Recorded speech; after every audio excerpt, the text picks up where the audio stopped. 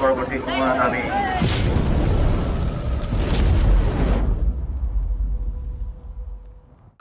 Hey guys, কি খবৰ আপোনালোকৰ? আশা কৰিছোঁ সকলোৱে ভালে আছে।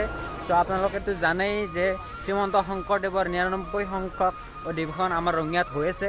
চ' আজি শেষৰটো দিন মই হৈছোঁ। আজি আপোনালোকক সকলোখিনি দেখাওঁ। আৰু বাকী এফালে আছে বেদান্ত আছে, আৰু এফালে কুলু আছে, বেদান্ত আছে। কি কবি?